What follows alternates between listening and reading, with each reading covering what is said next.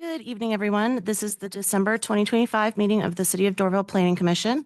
The Planning Commission is a volunteer committee appointed by the Mayor and City Council. My name is Yvette Prusing, and I'm the chair of the commission. The commission hears applications for rezonings, text amendments, conditional use permits, variances, and makes recommendations on such items to the City Council. When it's time for public comment on an item, those in person may come to the podium. If you're watching through Zoom, please use the raise hand function. This meeting will now come to order. Will you call the roll, please? Yvette? Here. Chris? Here. Billy? Here. Michael? Here. Deb. Here. Okay, would somebody like to make a motion to adopt tonight's meeting agenda? I'll make a motion to adopt tonight's meeting agenda. Do we have a second? I'll second. Okay, Billy made the motion, Chris made the second. Call the roll, please. Devin? Yes. Michael? Yes. Yvette? Yes. Chris? Yes. Billy? Yes. And do we have a motion to approve last month's minutes? I move to approve last month's minutes. I'll second that. Devin made the motion, Michael made the second. Call the roll, please. Devin? Yes. Michael? Yes. Yvette? Yes. Chris? Yes. Billy? Yes. Okay, I think we're ready to hear the first item. Thank you, Madam Chair. Good evening, Planning Commissioners. The first item on tonight's agenda, it's submitted by Wind Club LLC.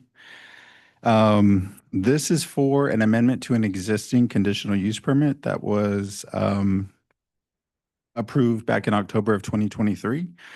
The request before you tonight, it's to amend two conditions that were placed on that conditional use permit. The conditional use permit was to grant a accessory alcohol license. Accessory alcohol licenses are an avenue that businesses can take when they want an alcohol license, but they don't have a full service kitchen. So the rule is that you need a full service kitchen if you want an alcohol license, and it's a 60-40 sales of 60% food to 40% alcohol. And you kind of need that to obtain the business license, but they went the avenue of the accessory alcohol license, and thus that granted them permission to sell alcohol. When council approved that, they placed 6 conditions on their conditional use permit, and the applicant is requesting to remove 2 of them. The first condition that they wish to amend or remove is the condition that states that they cannot sell liquor or spirits. So the applicant is asking permission to be able to sell liquor. And so the second condition is that the applicant wishes to amend or remove the condition that states that they cannot stay open past midnight. The applicant's request is to stay open until 2 a.m. Under regular circumstances, the city's alcohol ordinance grants businesses the ability to serve alcohol until 2 a.m. However, all patrons have to vacate the business by 2:30 a.m. And that is our regular just alcohol ordinance in general. Wind Club is located, it's on the 2nd floor of the In-Town Plaza Shopping Center, which is located to the left of Metro City Bank on Beaufort Highway. Here's a photo of their front facade and sign. They're located on the 2nd floor. Here's their floor plan. This was the floor plan they submitted for their original CUP, with the difference of that they only have 4 tables now instead of 5. But primarily their business is billiards, a bar, and just a general office area. Here are the 6 conditions that were placed by council in October of 2023. I'll just go over these briefly. The first condition pertained to the business not blocking any front windows. So all the windows we needed to see all the way through. The second condition pertained to posting the hours of operation on the front door of the business. The third pertained to that the business cannot close for private events. They must remain open to the public, and they can hold private events, but just not be closed to the public. The fourth limits the hours of operation. The fifth prohibits the sale of liquor. And the sixth is that they cannot have those coin-operated amusement machines that people like to use for gambling. And reclaiming their reward for like prizes. So they are here before you tonight to amend or remove conditions number 4 and 5. Here are some photos of the front facade taken about 2 weeks ago. Here are some photos of the interior. So you can see the bar and also the billiard tables. Staff are recommending denial. These were really conditions that council placed on this business that they felt were a necessity to maintain the health, safety, and welfare of the community. The business model has not changed since 2023, so their staff did not see a need to modify the conditions and kind of go against council's wishes. And so tonight's ask is primarily for the applicant to really go into detail about their operations, but kind of how this is affecting their business, and to maybe justify the reason to amend or remove.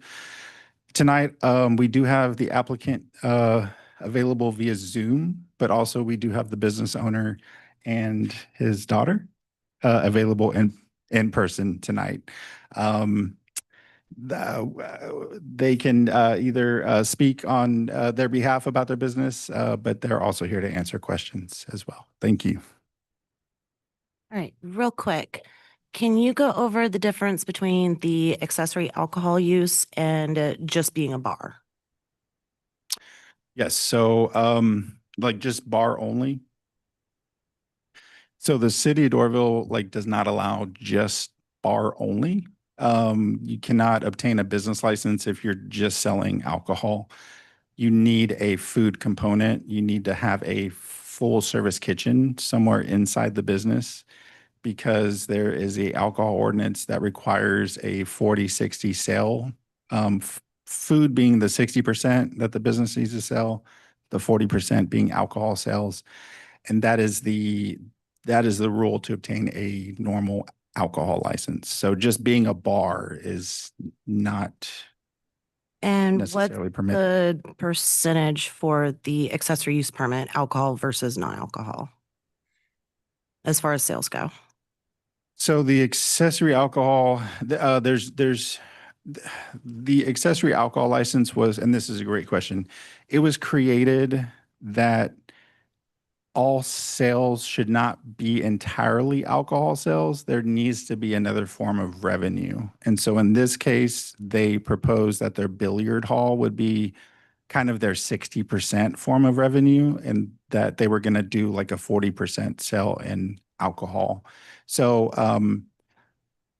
having only alcohol sales is not permitted in Dorville. You need to have some sort of other activity that generates money, and this accessory alcohol gives you the ability to generate that money outside of food. But the percentage has to be there. I don't want to say yes and be wrong, but I do know that there needs to be a higher source of revenue, that alcohol can't be like the main source. Okay. Yeah. All right. Does anybody else have any questions for Albert? How about other billiards places? I noticed that there's another one that we have that's open till 2:30. I can't tell if they serve alcohol or if they got a full kitchen. As far as can you give me an example? Amigo Billiard. Amigo Billiards. I know I think they went the same route. They have a lot more billiards tables. I want to say their space is a lot bigger. And so I believe they have an accessory alcohol license, if my memory I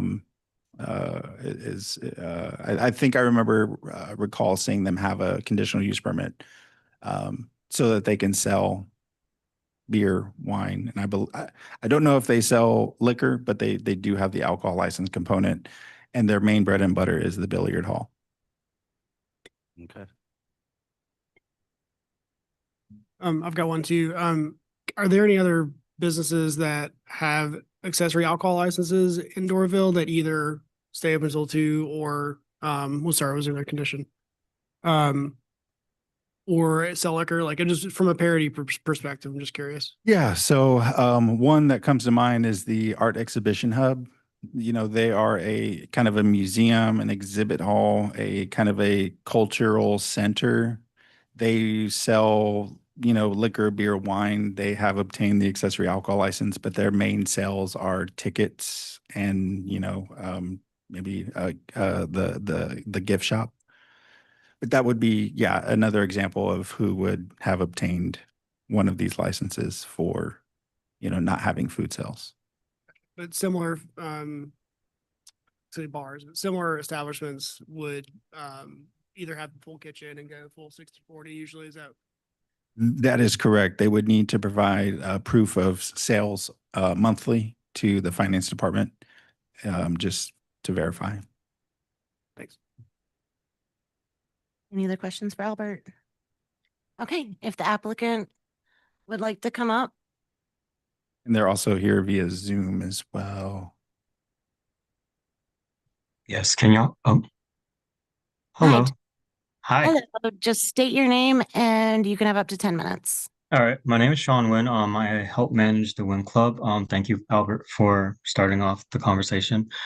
So basically, it's speaking on behalf of the owner, Billy. And Billy's in person, and of course, I'm out of town at the moment. So basically, the whole concept of Billy asking for this reamendment is to kind of allow the liquor license because of, you know, of course, the billiards with individuals coming in and just kind of help with the increase of the revenue. So far they're doing great just with the billiard side, and it's just trying to increase more potential for them. And of course, you know, from the liquor opening it till 2:30 a.m. to, and you know, of course, to allow the players to, you know, play a little longer and kind of enjoy the environment and everything like that. So that's really the base of the reamendment, to see if we're able to just kind of allow us to have the liquor license to increase the revenue and for business purposes. Like I said, they're already doing good with the billiards. And just to, yeah, and that's about it. And then because just like the other council member mentioned, like Amigos and also I know Red Fox also is a billiard hall. They definitely have a lot more tables, and they do have liquor and as well. And I went there last week. They do open at 2:30 because so I was just trying to keep the, I guess, an equal opportunity for everybody to kind of be able to just bring more business into the city, and of course, you know, allowing our environment to for the customers to participate.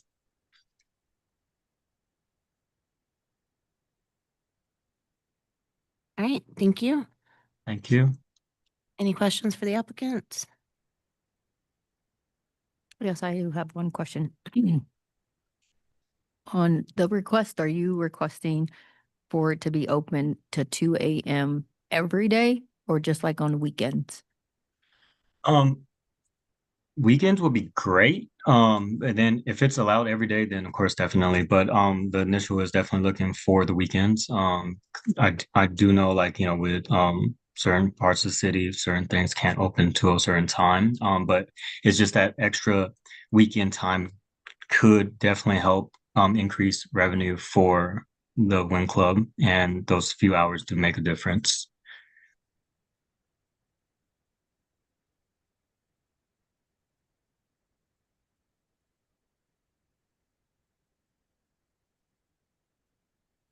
Would you like to come up and say anything? No? Okay. I do have one other question. Is this, and I know you mentioned it, Albert, but I thought I read someplace, oh, sorry. I thought I read someplace in there that this was a private club. Is this a public place or is this a private club? It's supposed to be a public billiards hall open to the public, but they are allowed to maybe have a private event. But the condition was you may have a private event, you just can't be shut off from the public entirely. So I do know they have memberships. Is that correct? So do you want to maybe come up and speak about how your membership model works? But they do have memberships where you can kind of be a member and play pool, kind of like a subscription service, I assume, where you can just play pool casually if you pay a certain dollar amount a month. But you can go in at any time if you're not a member. Yes. Okay. Yes. Sorry, Albert. Thank you for explaining that, Albert.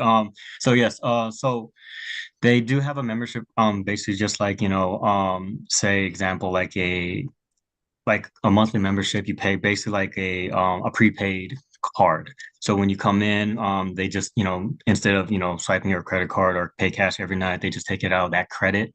And of course, get a discount and everything like that. So it is open to the public. And a few times we do have some private events, which kind of have them in one corner or one side of the building, and then still leave a couple tables open for people that do come in throughout the night. So it is open to the public.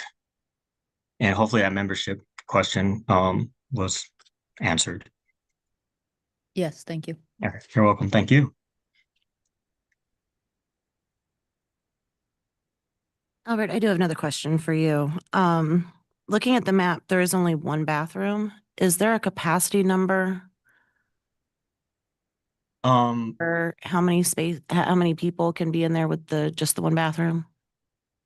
I know that would be like a building code question where, the maximum occupant count would dictate, the number of bathrooms. But this has all been through life safety. This is, it cleared all of those avenues, so they're in compliant with the number of bathrooms per their occupant count. All right. Any other questions before we open up to public comment? All right. Thank you so much. Let's go ahead and open this up for the public hearing. Anybody wishing to speak in favor of this item, please come up to the podium or use the raise hand function on Zoom.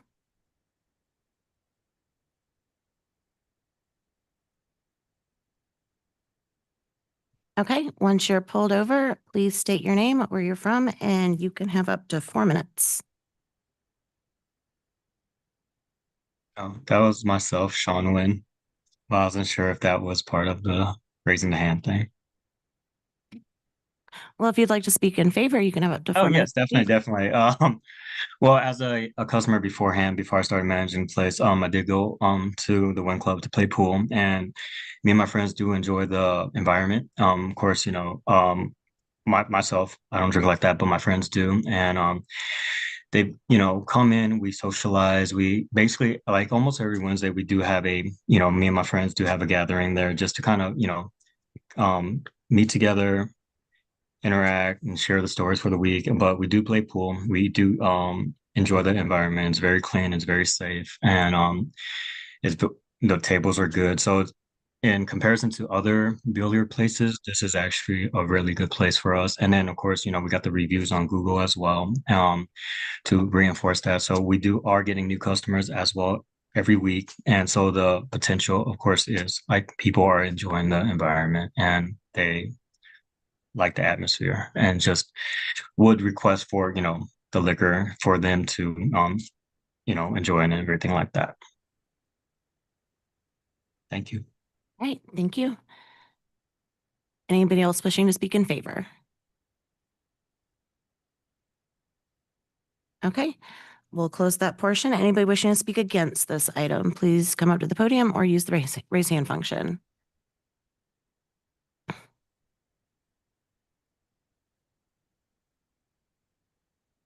Okay, we'll go ahead and close public comment. Any further questions? I have one more question for Austin. You said that there was this with this special alcohol license, they need like a certain percentage of their sales to be other than alcohol. And if they don't have that, what happens? They would just be like out of compliant with their license. And I think that would maybe I would assume that there would probably be reason to maybe either not renew or kind of get with the business owner to say, hey, kind of what's going on. The sales are this amount to this amount. You're not meeting the intent of the ordinance. But that would be something for the finance department to kind of oversee, and then maybe code enforcement would have to act. But to answer your question, I'm not too sure the procedure when that happens. But it is overseen by finance with their receipts. And that's like on a yearly basis. For alcohol, it's on a monthly basis. Mhm. And is there a way to put like a probationary period on that? Where if they don't meet it for, say, 6 months in a row or something like that, then the CUP can be rescinded? That would have to be like a condition on the CUP. Okay, Yeah, yeah. all right, thank you. Any other questions or discussion?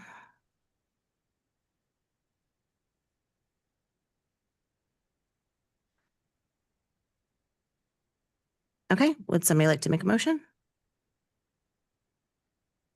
I would like to make a motion to pass CUP-2507 for allowing to stay open till 2 a.m. or 2:30 and to sell liquor and spirits. Okay, do we have a second?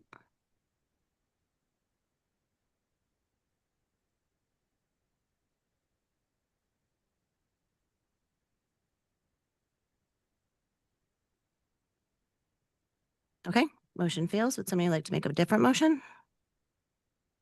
I move to deny CUP-25-07. Okay, do we have a second?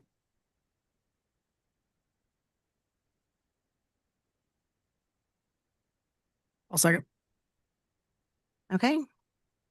Michael made the motion, or not Michael made the motion. Devin made the motion. Chris made the second. Call the roll, please. Michael, No.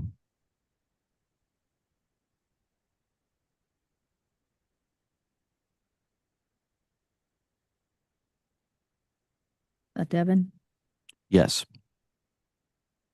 Chris, Yes. Yvette, Yes.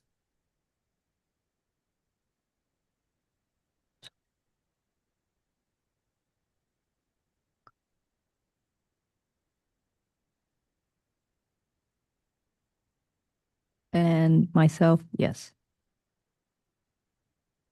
All right. Motion passes. And I think we're ready to hear the next case.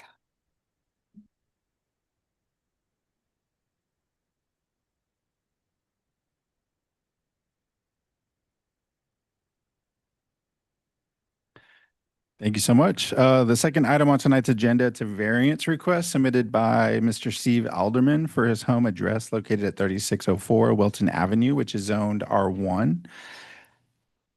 Mr. Alderman's request is a two-part request. He is seeking approval to reduce the R1 rear yard setback from 25 feet to 9 feet 7 inches. And he is also seeking to raise the maximum impervious coverage from 40% to 52%. For many years, Mr. Alderman has been dealing with stormwater runoff issues. The subject property is not flat, and the land does slope into the home. So as you can imagine, stormwater has found its way kind of in the home's basement walls. And over time, it's weakened the structural integrity. I'll allow Mr. Alderman to kind of go into those details about, kind of what he's been dealing with and how he's going to remediate that. But what the applicant is trying to achieve here is to build a stormwater runoff mitigation system. He is hoping to build a wraparound wooden deck. And on parts of the deck, he wants to add a roof over the deck that will hopefully capture rainwater and channel it down pipes and then funnel it out away from his home. Also, he is, in addition, he wants to install a retaining wall, and also he wants to add to his current French drainage system, which we'll show in some slides later on. Here's a photo of the front facade, how it currently looks today. Here's a map showing the location of the property. It is situated close to Stewart Road and Pine Street. Here is a map showing the overview of the property or properties. So just to go into a little bit of detail, the yellow box is what we are talking about today. The red box is also owned by the applicant, but it is vacant piece of land. There's no home built on it. The dashed, the diagonal lines, it is a recorded conservation easement. In that area, it's 100% grass. It's 100% impervious, so that water is able to penetrate the ground in that area. And that area is meant so that there will be no construction in the future as being a conservation easement. Here is a survey of the property. You can see Wilton Avenue to the right of your screen. You can see the existing home. You can also see he has 2 driveways. Here you can also see where the decks will be located, which are right here. So the red outline is where the proposed wraparound decks will be. From the front, it will be kind of on the second level. It won't be on the ground level. On the sides, it also won't be on the ground level. It'll be kind of 1 floor above the ground level. The green area is where he wants to build a roof, attached roof. He plans to mimic the existing pitch of the current home's roof. So it won't have like a funky, the new part won't be out of character of the existing home. And the blue line is the retaining wall that will hopefully mitigate the water from penetrating through his basement walls, and it'll penetrate the retaining wall and go around the wall and enter into a French drainage system. Here is a picture of a comparable deck of what he wants his deck to look like. And here is his French drainage system, existing and proposed. The blue is already in. So as you can see, the blue runs along the side of his home, and it is funneled to the city's stormwater infrastructure. The red is where he wants to build a new French drain system so that the water can go into the drain and then safely miss his home. Here's a slide of the topography of his lot from the back corner where the yellow dot is to the front corner where the red dot is. There's about a 26-foot drop. So, as you can imagine, that water just kind of shoots down that hill. So tonight's proposal is to kind of help mitigate that. Staff is recommending approval of both variances to reduce the rear yard setback and to increase the maximum pervious coverage. Because of the shape of the lot is a square shape. It is not deep, and so that kind of prevents him from kind of adding on to the rear of his home, where traditionally a normal R1 homeowner would be able to kind of add an addition to the rear with no problem. Also, the topography, how the topography is working against the homeowner and not with the homeowner. I think that is it. The applicant is here to answer any questions. Thank you. Great, thank you. Does anybody have any questions for Albert?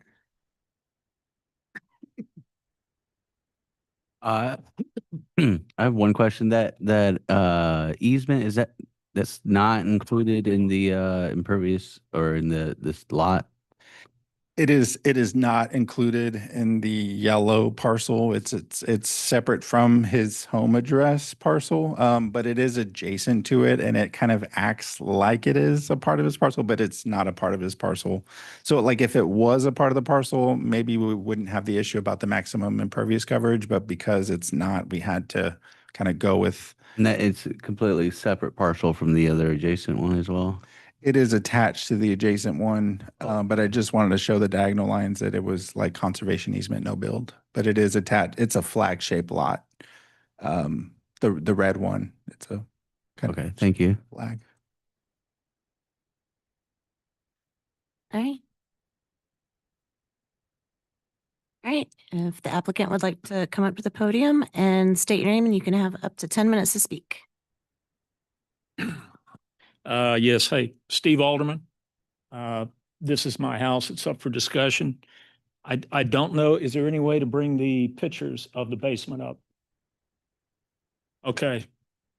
I don't know if you guys have access to the photos that I put in the basement, but it shows a stair step cracking.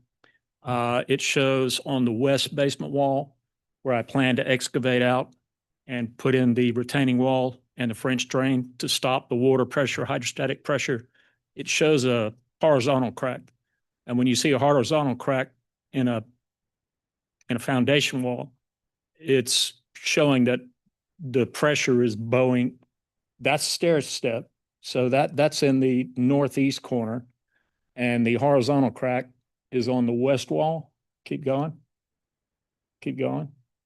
There it is.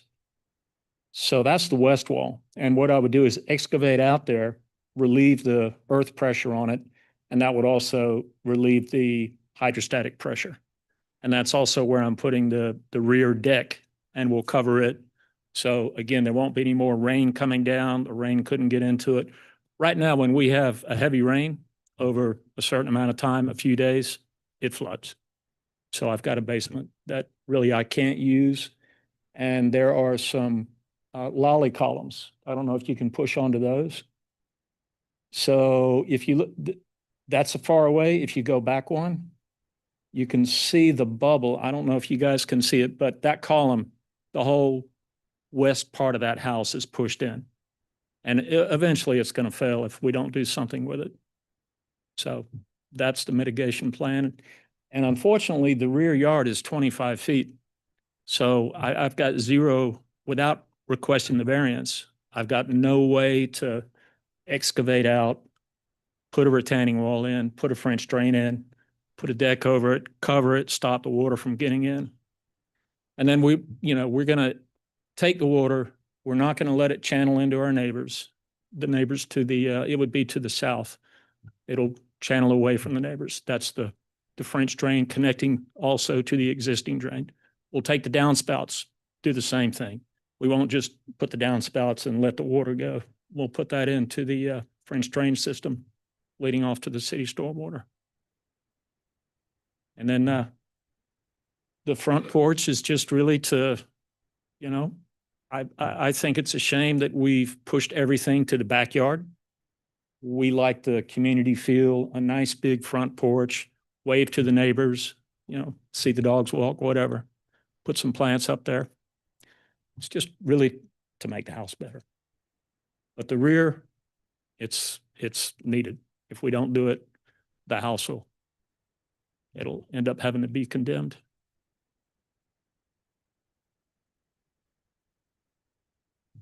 Any questions? Great, thank you. Does anybody have any questions for the applicant? Okay, Thank you. thank you. We'll go ahead and open up the public comment. Anybody wishing to speak in favor of this, please come to the podium or use the raise hand function. Anybody wishing to speak against? Okay. Any further questions or discussion? All right, would somebody like to make a motion? I'll make a motion to approve V-25-16. Do we have a second? I'll second the motion. Okay, Chris made the motion. Devin made the second. Call the roll, please. Chris, Yes. Devin, Yes. Billy, yes. Yvette Yes. and Michael. Yes. Approved. All right, motion passes. All right, I think we're ready to move on to the next case. Oh boy, do we get an Isabel presentation.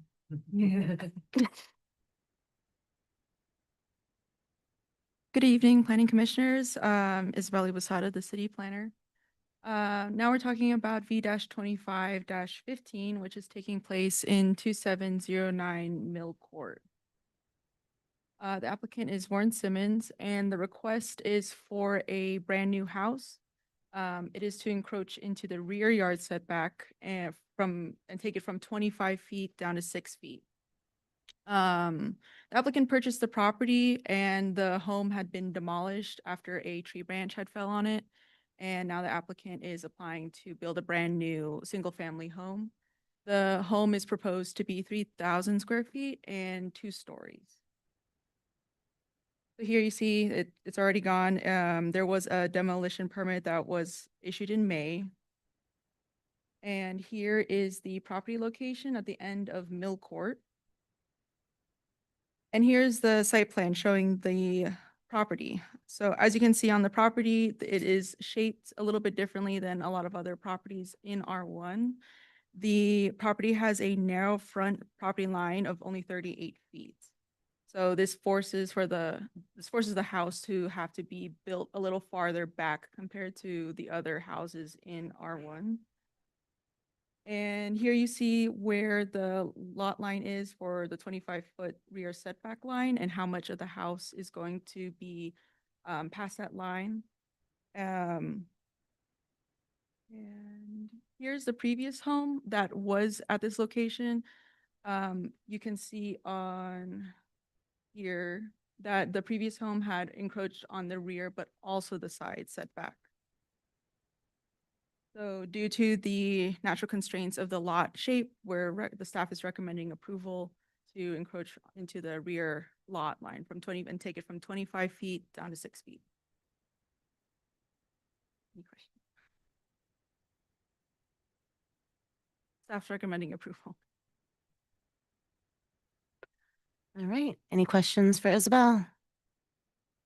Yes, in the rear of the property, that's just, that land is vacant or undeveloped right now. The other parcel.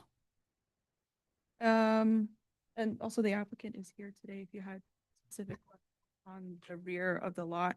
There is a property behind it. There's trees, if that's what you mean. Yeah. But it looks like the tank farm is like beyond the trees, bordering, is that right? Yeah, we can ask the applicant that whenever we get to that. Any other questions for Isabel? Yes, I have one real Okay. fast. The original home on that property, it had already encroached is it the same amount that the applicant is requesting to encroach onto the rear setback? You don't know if it's the exact same amount. It definitely did pass the 25-foot requirement on the side, on the rear. And then you see on the side, it did go past the 5-foot requirement.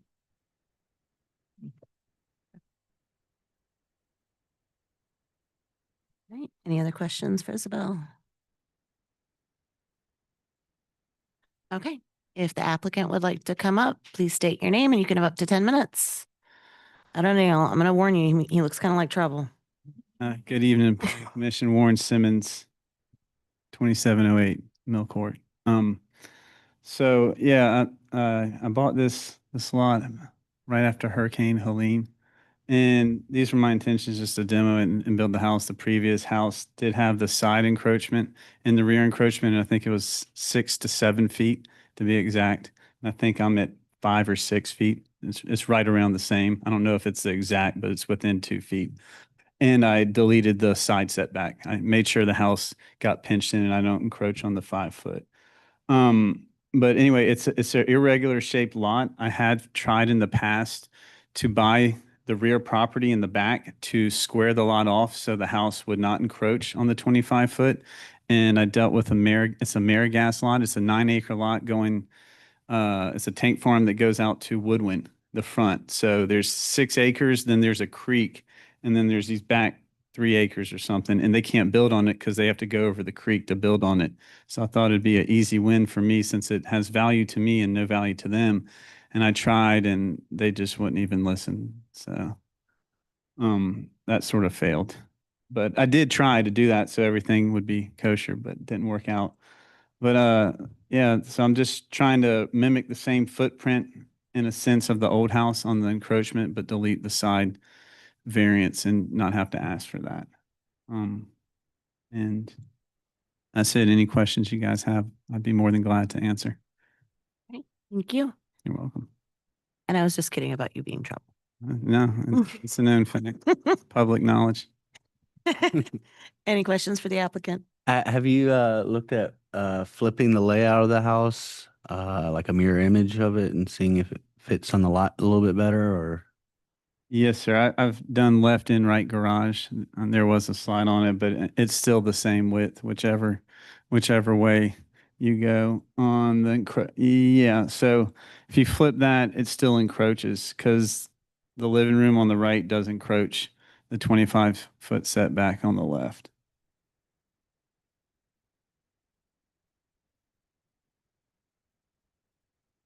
You asking, does it encroach the rear? I Or mean, flip it? I mean, would it encroach it less, as I was saying? I'm sure it still would encroach it some, but Yeah, I don't know. But the way with the water meter and where all that stuff is with the power lines and water meter, it has to be a garage left. And if you look at the lot, the way the lot lies and falls, you need the garage on the left. okay, thank you. But yeah, I did look at, there is a slide on, I don't think it's in this. Actually, it was in the package. It was in the package. It was like, I don't know. Can you go through, are those all the slides you got? Wrong one. I did see in the package where they showed sort of both options. So Isabel was on top of it, so I know it's in there. Boom, there it is. That's it. So there you go. Wait, hang on, zoom out so they can see both. There. See the encroachment's roughly the same on the back left corner. The one on the left is a garage right. The one on the right is a garage left. Sorry, that's sort of weird saying.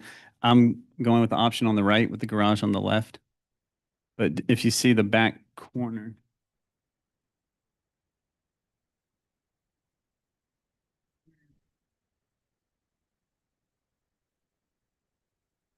I think that's what you were asking, correct? Yes, that is. Yes, sir. Yeah, so those were my options.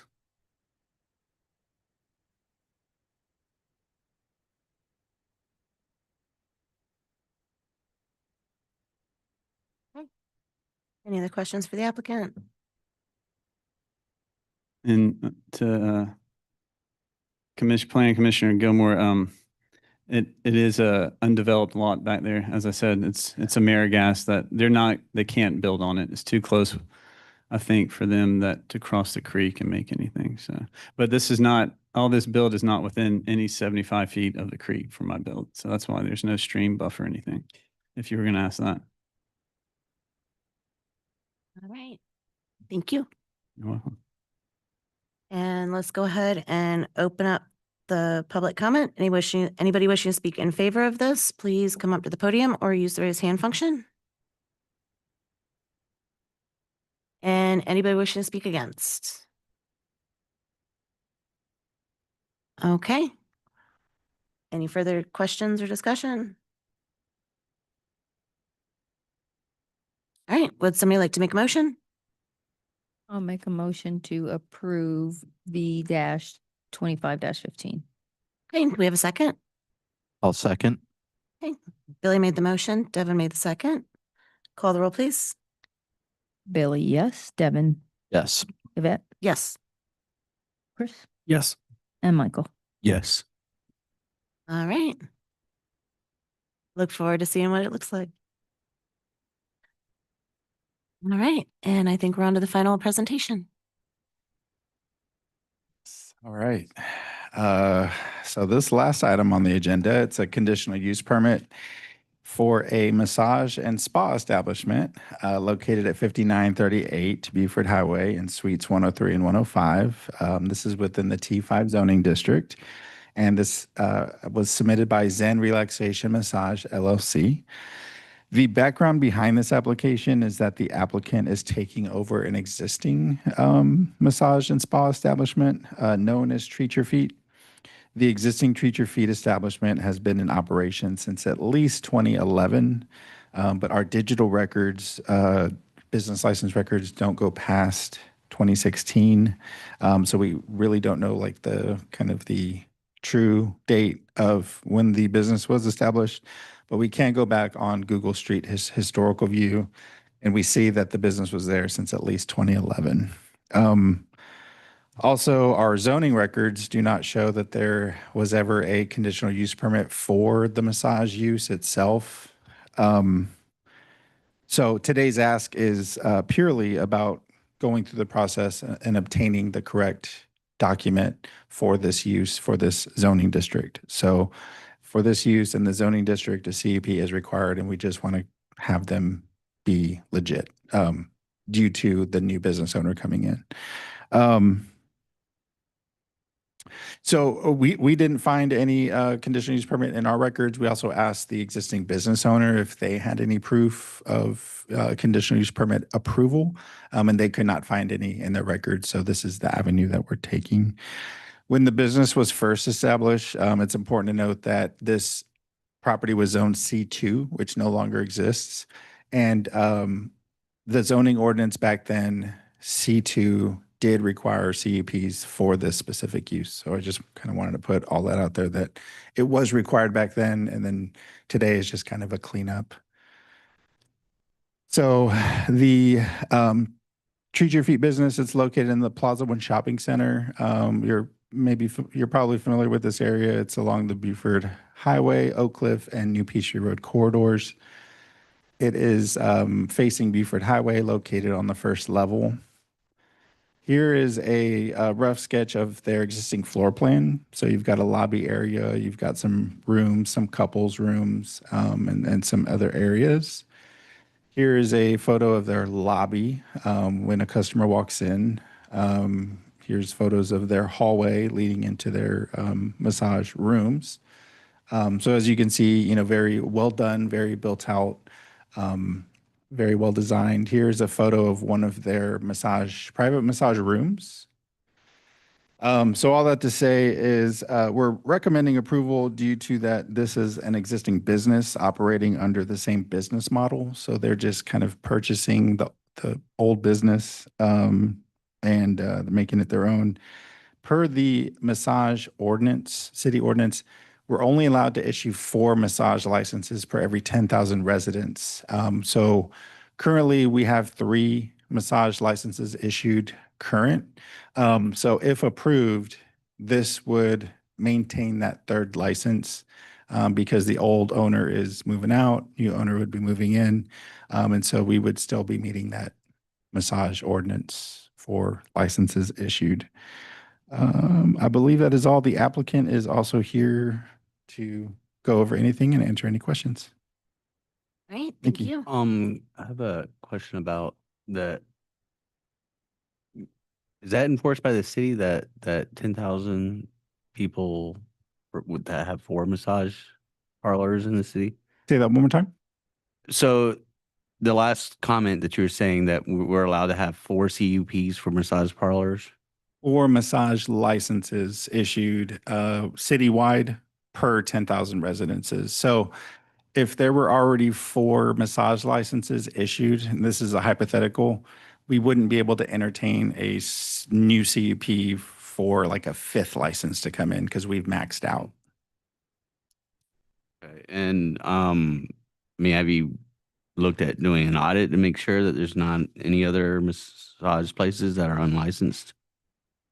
So we're very aware of our massage establishments. Or un-CUP'd, I mean. Oh, the CUP. Yes, they do. Well, okay. So Roman Holiday does have a CUP. Royal Spa, we just annexed last year, and they were kind of in with DeKalb County. And then we brought them into the city. So no, we don't have a CUP from Doraville for Royal Spa. But I would assume if new owners took over Royal Spa, they would have to go through the same process because we need a CUP on file for that address for the specific use. But because they're existing, they're running, we're not going to make them go through that process only if there's like a change of ownership or a change in whatever. And then I know it was years ago we were talking about CUPs. I thought CUPs were grandfathered in as long as that establishment is the same. So our non-conforming grandfathering rules, it really doesn't touch on conditional use permits. It does touch on uses. It does touch on like structures, and it touches on land.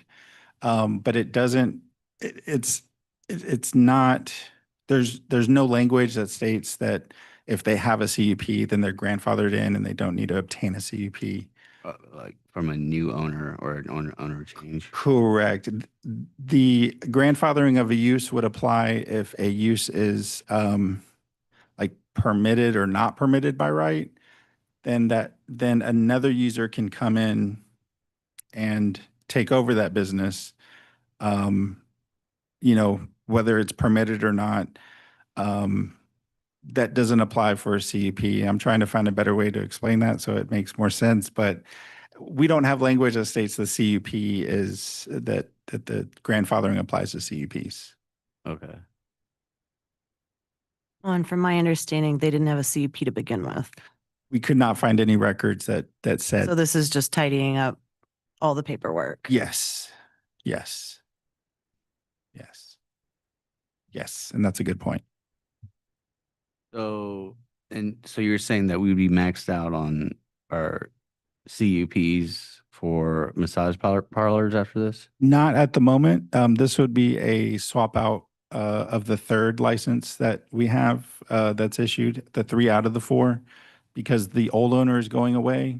We currently have 3 massage licenses. So the old owner is going away, but a new owner is coming in. So then we will still have 3. Okay, so the licenses are separate from the CUPs. Correct. Correct. Yes. Yes. Did that answer your questions? Yeah, but just to work this out, there is no zoning that allows for massage parlors anywhere without a CUP. Correct. Okay. That is correct. Any further questions for Albert? Okay, and you said the applicant's here. Okay, if the applicant would like to come up. And please just state your name and you can have up to 10 minutes. Hi, good evening, Commissioner. My name is Leo Zhang. My formal name is Don Zhang. So I'm the new owner of the massage spa establishment in Doraville. Let's see. During the process of the sales, I discovered that a CUP was needed. So under Albert's help, so I submit a application. Let's see. What was it? Sorry. Also word. So the business has been there since 2011, like he said, and the previous owner told me has been like 15, 16 years. So it has a well-run business, well-known within the community. And I encounter a lot of customers has been there for years and years. And there are like regular weekly customers. And they found it really helpful for their wellness program, for their health. So I believe I submitted. We still have those files. Okay, all right. So yeah, that shows how the customers view our establishment. Me coming in, there's no changes of the operation, except that I want to make it cleaner, make it more professional, make it more welcoming, inviting, and to have a long stability business that will benefit and serve the community and the neighborhood. That's my goal. Okay, thank you. Anybody have any questions for the applicant? All right, thank you. Thanks. All right, let's go ahead and open up the public comment. Anybody wishing to speak in favor of this item, please use the raise hand function or come up to the podium. All right, anybody wishing to speak against? All right, any further discussion? Would somebody like to make a motion? I move to approve CUP 25-08. Do we have a second? I'll second that. Devin made the motion. Michael made the second. Call the roll, please. Devin, Yes.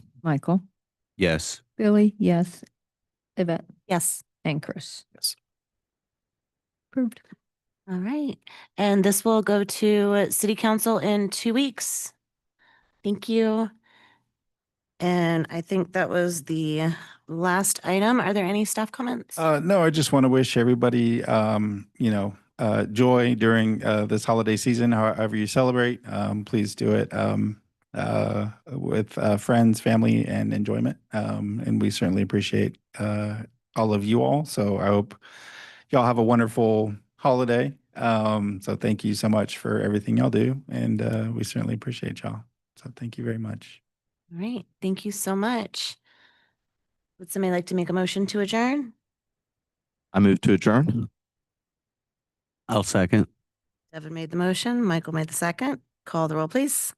Devin, Yes. Michael, Yes. Billy, yes. Yvette, Yes. Chris. Yes. Happy holidays and good night, everybody.